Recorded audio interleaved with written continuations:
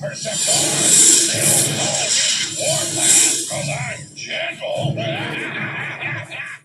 Hello, Bots and Books fans, this is Scorp1701, and tonight we are going to be taking a look at the Transformers War for Cybertron trilogy, Kingdom Warpath. And when it comes to Warpath, he has always been teetering around the core class or the legends class, but because they've redone all the classes and size and scales, Warpath is now considered a deluxe class, and we will see what that entails after we take a look at this awesome box. And as you can see, he is in your standard Kingdom box with an open window here, and you can see Warpath in there. You also have Warpath's name with his name also in Cybertronese. You have Takara Tomy, you have Transformers Generations, Transformers, Hasbro, you have 8+ here, you have the awesome Transformers Kingdom logo here. You can see Warpath in his tank mode. Turn it around, you can see Warpath in his robot mode, and you can see that he is now a deluxe class.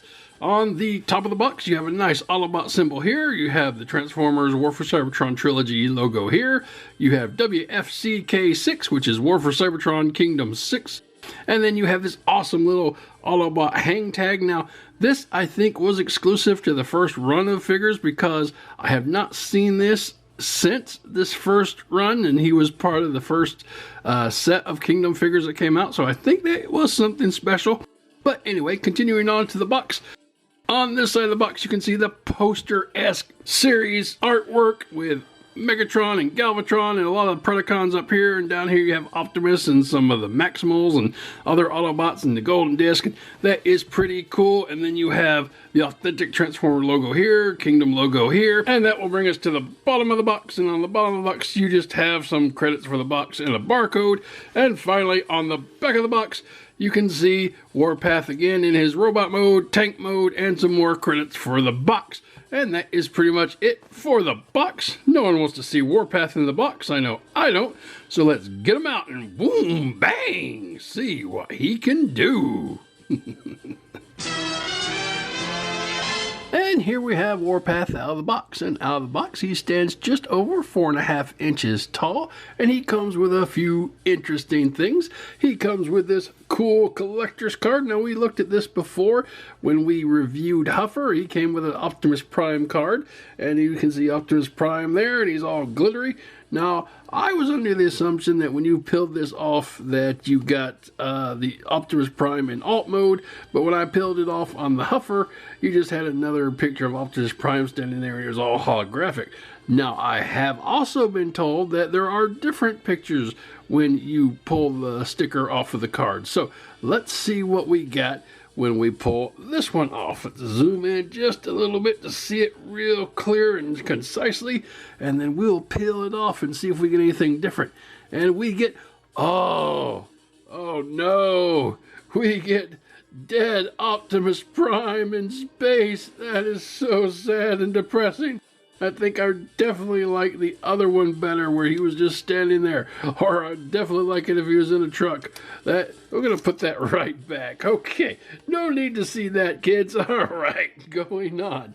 Moving on. Let's scroll back out. The next thing he comes with is an awesome set of instructions that will help you turn him from a robot to a tank, and from a tank into a robot. You got some nice good diagrams here, and they're all colorful and very helpful. But anyway, that is everything that comes in the box. But I want to take a closer look at Warpath himself. And coming real close in on Warpath, we can see that he does have a very G1-esque appearance. And, you know, I like the G1 aesthetic, and that's why I bought him, and other than the fact that he was Warpath. And, I don't know, taking a look at his head, it is nice and round, and you do have the little mask type dealie here, and you can see his eyes in there, a little bit of breakup between the black and the white. And I don't really like the eyes because, like I've always said, if they're black, it looks like they're dead. This may have been some failed light piping because they do appear to be plastic. And I don't know, there's nothing on the back of the head here to allow light to go in. So I don't know, maybe it was supposed to be blue, but really, eyes That's a bummer for me. Okay, let's zoom out just a hair because get a little more focus in. Coming down, he does have his standard tank turret for a chest. Now, that's interesting about this. The package and the instructions all show that the barrel is kind of pushed in like this. And I mean, it looks fine, but from my experience in the cartoon, I've always considered that my Warpath has to have the barrel out like that. So that is your Warpath, and that's, you know, a preference, of course. If you want to have your barrel in, that's fine. It's your toy. Display it how you wish. But for me, G1 all the way. All right, that will bring us down to some arms, and the arms are nicely detailed. There's a lot of detail in this sculpt. It's really good. Obviously, it goes to the transformation of the tank, and that is okay. So you got some tank treads here on the forearms, and actually that is accurate to the cartoon model, so don't fret about that too much. And then coming down to the belly section, this section is normally red in G1, and I applied this Autobot symbol here. That was not something that was already there. I thought it looked a little plain, and in the cartoon there is an Autobot symbol above this waist section, and I think it just needed to be there. So it's not going to be there if you don't put it there, so don't buy your Warpath and say, where's my Autobot symbol? Anyway, coming down to his midsection, it is all back to that burgundy red paint, and it just is broke up by only a bit of details and molded sculpt. Coming down to the feet, you do have some white for the paint treads or the feet, and that is pretty much it. There's, again, still a lot of great detail on this mold. I really like it. If we want to look on the back, there's not going to really be a lot of stuff there, just some molded detail, just like the front. So anyway, that is what your Warpath is going to look like. Moving on. And for Warpath's articulation, start at the head. The head can go around 360 degrees. That is really nice. And you can kind of move it to the side and up and down. And obviously it will transform, so it will go all the way back, but that's not really imperative for your articulation with the head. And coming down to the shoulders can go around 360 degrees. They can come up from the body like such, and then they can go back in. You do have a forearm rotation here, which is built into the elbow joint, so you do get about 90 degrees, which is good. And there is a wrist articulation, so you can move the hands around 360 degrees, so that is cool. Then let's go down to the waist, and there is articulation in the waist. It will let you go around 360 degrees if you're so inclined. You don't really have an ab crunch per se, but if you use the leg joints like you do with most Transformers, you can get it to go forward and back. So that is kind of a ab rotation and crunch there, if you want to count that. Then the legs can go up a long way. That is some good high kicking for Warpath, which is very strange. Now back, not so much, because this part will get in your way. However, if you just kind of move it out to the side, you can kind of get this kind of partial back side kick. So, but then again, it can go out to the side a lot, and basically the side and the front is going to be where you get most of your rotation. There is a thigh swivel, goes all the way around 360 degrees, and you do have a knee bend, which again, mostly for transformation, but you know, that gives you a good range. And then coming down, you do kind of have a toe rocker, if that's what you want to call that, kind of toe rocker, and that is good. And that's pretty much it, I think, for your articulation. Not a lot, but not too shabby for this little guy. All right, moving on. And for accessories, Warpath comes with this small little shield piece here, and if you aren't very careful, you may miss it. So what you have to do to find this piece is, when you take him out of the box, take out this little insert right here, and if you look at the bottom of this piece, at the back, it will be kind of stuck right in here. So do not throw this away without getting this little piece out, and it's going to stick right there. So make sure if you have this, then look in the bottom, or you will miss this. And this is a neat little piece. Basically what this is kind of a shield that will go on this side. So if you take him, you can adjust it to the sides. It's got a little peg here, and so you can go into the ports here on the side, and that can kind of give him an armor on the side of his arm. You can actually put it here on the back as well if you want to kind of fold it in like that. It'll kind of go out of the way, give it a little more back armor. But yeah, it's okay for what it is. If you want to actually add it to the figure, it's mostly used in tank mode, and I'll get to that when we get to the tank mode. But you can put it on any of these little ports, and that is cool. And let's see, can he hold it? Yeah, he can even hold it. So I don't know why you would want to do that, but yeah, it is an option as a shield, and that's pretty much the only accessory that he gets. So we'll put this off to the side right now. We'll come back to it, and that is going to be your accessories for Warpath. Moving on. And full comparison, here you have Earthrise Prime, Studio Series Jazz, Kingdom Huffer, and Studio Series Cliffjumper. And this will give you kind of an idea of how the scale has gone from Jazz being a deluxe, and Warpath being a deluxe, Huffer a deluxe, and little Cliffjumper a deluxe. So these are all deluxes, and I think they've kind of arranged the mini-bots and the warriors to be about the same size in this line. Obviously, Cliffjumper is the only one that does kind of keep that whole mini-bot feel going, but Huffer, Warpath, and Jazz are all pretty much the same height as deluxes. Alright, moving on.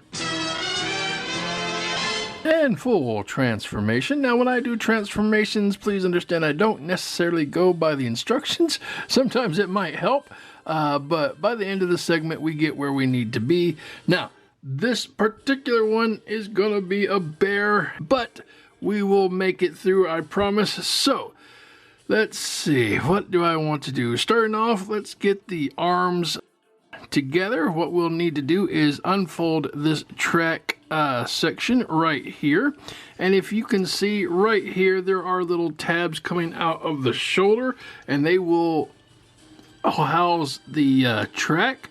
It's not really a tabbing, it's more of a friction, but it just kind of holds in there, so that's good. Put that out and do the same thing on the other side. Get this track piece out and put between those two little tabs, and that will hold it together. All right, so that is good. Okay, so from here we can go ahead and pull the arms away from the main turret. So what you'll do is just, I like to hold on to the turret and just pull this right back out like this. All right, now don't go all the way, because this little tab right here, all fexy, is going to have to squeeze up between here to create the back of the tank. But before we do that, let's go ahead and put the head away by pulling this down, turning the head around, and sandwiching him right in there. Here's some pops and some more pops. There we go. All right, now that we've got that done, let's work on getting this middle piece in. And basically, you'll probably need to take your pinky and kind of push it all the way through, and it is going to form the back of the tank. So, all right, so you got that up like that. Now you'll see there is a little tab right there, so pull that out, and that wow, went right into place. Look at that. So that formed the back of the tank. That's impressive. All right, so we'll move this down a little bit. And if you look on the side of the tank, you have a tab here and a tab here, and those will correlate with the arm pegs or tabs right there. So you can go ahead and stick those in like such. And now you have a walking tank turret. Yeah, that's really nice. Okay, now here comes the hard part. At least it's the hard part for me. All right, so getting these legs together is going to be kind of difficult because you're going to have to twist and turn them a certain ways. So what we'll need to start with first is getting the turret put together here. So this is a single piece, so you can pull this out and it will attach to the turret. So there you go, and do that on the other side. So you can get that. All right, so now the turrets are good. Now, normally, nice, easy transform, we would just pull the legs up and connect it. But nope. We have to be extraordinarily engineered with this thing. So, all right, now that we got that, the first part of the twist of the leg is going to be coming from the ends to the inside with this panel. So what we'll do is we'll pull the leg to the inside, and that opens up this panel. So that is neat. And then we will twist the leg around to where we see this part. Okay, the turret is now on the outside, and all we have to do from here is move this little panel up, and that will reveal an Autobot symbol like such. Okay, there we go. Now we'll do the same thing on the other side. Open the tab to the inside, twist the leg around to where the turret is on the outside like such, and you can go ahead and lower that, and then we're going to pull this little tab up like such. All right, now normally, let's see, all we'll have to do is, oh, here's my arm came on off the side, so we'll put that back. And normally all we'd have to do is cover the hands with this leg piece and connect the two treads like that. And it sounds easy, but it's kind of cumbersome. Okay. Well, it's actually working pretty easy this time. All right, we'll try it over here too. Make sure my arm stays attached to the side. Pull this up so to cover the hand. Put it together, and yeah, there you go. Okay, and so you got this. So we're almost to tank, and we can kind of connect the tires or the treads, as it were, and then we can connect the middle part here. It's going to be a little tight, but don't worry about pushing it together. You're going to hear some pops, and boom. There you go. All right. And then, yeah. So once you get your tank together like such, you're going to use that piece. Like I said before, this is the accessory piece, the little armor for the shoulder. And around the bottom, you're going to see two ports right there at the bottom, and then you're going to see two tabs right here on the top. And all you're going to do is attach this into there. And when you do that, it will secure the two sides of your tank. And there you go. All right, let me get him squished together a little bit better, and we'll take a look at him. And here Warpath is in his tank mode, and he's a cute little tank. He's basically everything a tank needs. He's got a lot of sculpted detail in there, and you got the tank treads all connected now. So you got a little bit of wheels here on the bottom, and he would roll if I was on a little mat with friction, but right now you could like slide him. You got a little bit of detail, again, all molded detail into the tank. And then you got a little Autobot symbol there, which is really nice. And the turret does move all the way around 360 degrees, but it will not go up or down. The gun won't, because it's kind of stuck in that one position, and if you kind of push it back in, you'll, knock his head out of the back, so don't do that.